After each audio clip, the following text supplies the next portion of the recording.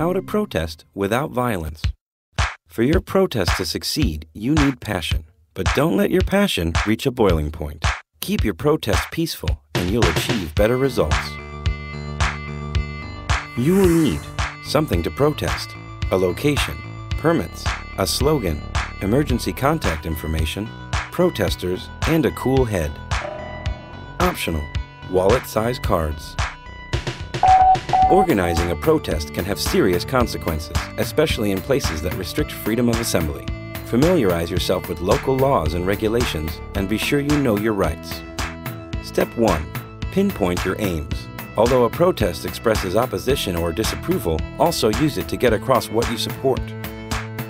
Step 2. Decide what form the protest will take. Marches, rallies, vigils, sit-ins, strikes, and boycotts are all effective methods. Choose the one that best fits your purpose. Step 3. Choose a location big enough to accommodate the expected number of protesters. If you can, pick a place with historical or cultural significance. To add symbolic meaning, choose a date for the protest that coincides with the anniversary of a well-known event. Step 4. Investigate local regulations and apply for permits if your group requires them. Step 5.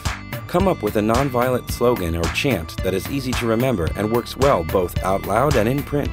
Symbols and actions can convey your point in any language. Clothing can also convey symbolic meaning. Step 6. Designate a leader to act as spokesperson.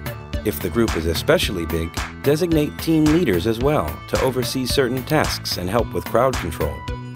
Step 7. Invite respected political, cultural, and religious leaders who support your cause. Recognizable faces can lend legitimacy and help calm a crowd if necessary.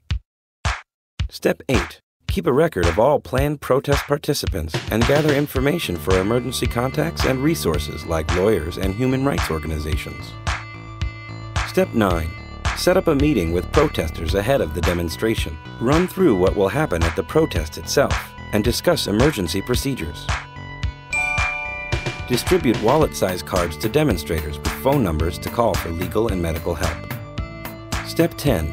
Consider circulating a press release. In areas where restrictions on freedom exist, press attention, especially from international outlets, can help prevent abuses by authorities. However, keep in mind that the press can also exacerbate tension, and state-run media may have ulterior motives.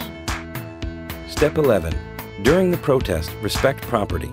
Your protest will become less effective if the public sees images of demonstrators breaking windows, looting, or defacing buildings.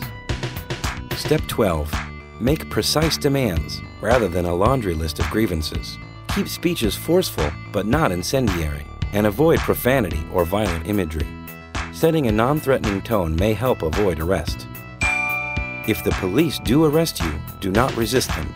Doing so may result in bodily harm. Step 13. At the protest's conclusion, disperse calmly and peacefully. Don't forget to clean up after yourselves. Nobody likes a protester who litters. Did you know? Mohandas K. Gandhi, whose civil disobedience helped end British rule in India, called his philosophy of nonviolent resistance Satyagraha, Sanskrit for the force of truth.